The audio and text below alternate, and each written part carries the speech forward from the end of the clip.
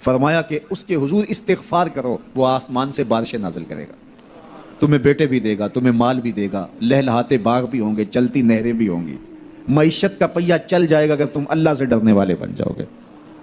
تو آج ہم کہتے ہیں یہ ہو فلاں ماہر اور فلاں شخص ہو تو پھر ہماری معیشت بہتر ہو سکتی ہے۔ اللہ نے کہا استغفار کرنا سیکھ لو، میں تمہارے لیے رحمتوں کے دروازے کھول دوں گا، رحمتوں کے در کشادہ کر دوں گا، پیچیدگیاں ختم ہو جائیں گی، مشکلیں آسان ہونے لگیں گی اگر تم اللہ سے ڈرنا سیکھ جو، اس کے حضور استغفار کرنا سیکھ جاؤ۔ اور اگر تم ایسا نہیں کرو گے تو تمہارے اوپر نیچے سے عذاب نازل ہوگا۔ وَهُوَ الْقَادِرُ، وہ اس بات پہ قادر ہے، أَن يَبْعَثَ عَلَيْكُمْ عذاباً، کہ وہ تمہارے اوپر عذاب نازل کرے، تمہارے اوپر سے، تمہارے نیچے سے۔ اللہ اکبر۔ اوپر کا عذاب کیا ہے کہ آسمان سے پتھر برسیں، نیچے کا عذاب کیا ہے زلزلے آئیں، یا پھر زمین فصل دینا چھوڑ جائے، زمین بنجر ہو جائے، یہ نیچے کا عذاب ہے۔ حضرت عبداللہ ابن عباس رضی اللہ تعالیٰ عنہ فرماتے ہیں اوپر کا عذاب یہ ہے تمہارے حکمران نااہل ہوں، اور نیچے کا عذاب یہ ہے تمہاری اولادیں نافرمان ہو جائیں۔ یہ اوپر اور نیچے کا عذاب ہے جس میں تمہیں مبتلا کر دیا جاتا ہے۔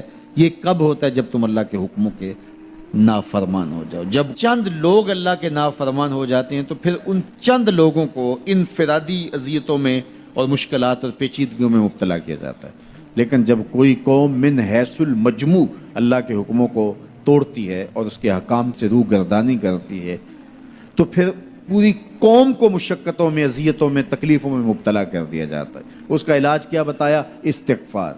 حضرت نوح علیہ السلام نے جو اپنی قوم سے کہا تمہیں مال بھی ملے گا، تمہیں دولت بھی ملے گی، تمہیں بیٹے بھی ملیں گے، سرسبز جو ہے وہ باغات بھی نصیب ہوں گے، ان کی شاخیں پھلوں سے لدی ہوئی ہوں گی، چلتی ہوئی نہریں اور برستی ہوئی بارش، ساون کے نچڑتے ہوئے بادل، اور ماحول کی خنکیاں اور خوبصورتیاں اور جمال اور لہلہاتے ہوئے سبزے، اور تمہارے اوپر ہر طرح کی عنایات برسیں گی اگر تم اللہ سے ڈرنا سیکھ جاؤ گے اور اللہ کے حضور استغفار کرنا سیکھ جاؤ گے، تمہیں خوشحال اور خوبصورت زندگی عطا کر دی جائے گی۔ اللہ اکبر۔ لیکن اگر تم ایسا نہیں کرو گے تو تمہاری معیشت تنگ کر دی جائے گی۔ استغفار کریں، تقوی کے خوگر ہو جائیں، شکر کرنے کی عادت ڈالیں۔ جو شکر کرتے ہیں اللہ تعالیٰ ان کو اور زیادہ عطا فرماتا ہے، دنیا میں بھی اور آخرت میں بھی۔ اس طرح دوسروں کی پریشانیاں دور کریں، اللہ آپ کی پریشانیاں دور کرے گا۔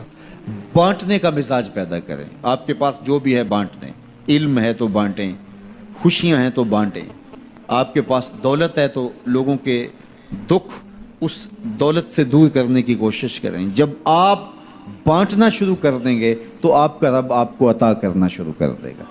یہ بات ہو نہیں سکتی کہ انسان کی زندگی میں مشکل نہ ہو۔ جب انسان کو پیدا کیا گیا تھا، اس کا خمیر گویا گیا تھا، تو 39 دن تک اس کے خمیر پر مٹی جو گوندی گئی تھی انسان بنانے کے لیے، اس پر 39 دن دکھوں کی بارش ہوئی تھی اور ایک دن خوشیوں کا می برسا تھا۔ تو انسان کی زندگی میں خوشی اور غم اس تناسب سے ہیں۔ لَقَدْ خَلَقْنَا الْإِنسَانَ فِي قَبْضٍ، انسان کی زندگی مشقتوں کا مجموعہ ہے، حالات کی تلخیوں کے سے مقابلہ کرنا پڑتا ہے۔ لیکن حالات مشکل ہو جائیں تو ان سے نکلنے کا راستہ کیا ہے؟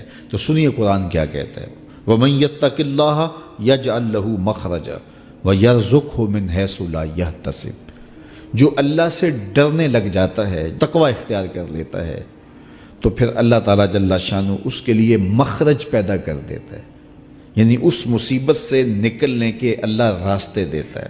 یہ اس شخص کا مقصوم ہے جو اللہ سے ڈرتا ہے۔ اس پر مشکلات اس پہ بھی آتی ہیں، یہ نہیں کہ اس پہ مشکلات نہیں آتی، زندگی کی مشکلات کا وہ بھی شکار ہوتا ہے، لیکن جو ہی مشکلات آتی ہیں ان مشکلات سے نکلنے کا اللہ اسے راستہ بھی عطا کر دیتا ہے۔ اور دوسری بات، وَيَرْزُقْهُ مِنْ حَيْثُ لَا يَحْتَسِبُ، اللہ اس کو وہاں سے رزق دیتا ہے جہاں سے اسے گمان بھی نہیں ہوتا، وہاں سے رزق دے دیتا ہے۔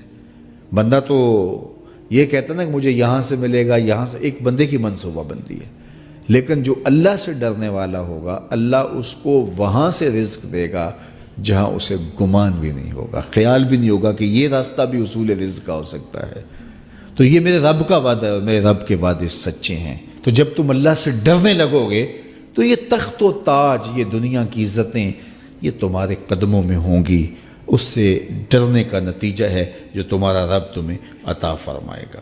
حضرت عمر رضی اللہ تعالیٰ عنہ کی خدمت میں ایک شخص آیا، اس نے کہا میرے ہاں اولاد نہیں ہے، تو آپ نے کہا استغفار پڑھا کرو۔ ایک دوسرا شخص آیا کہ صاحب بارشیں نہیں ہوتی، فرمایا استغفار پڑھا کرو۔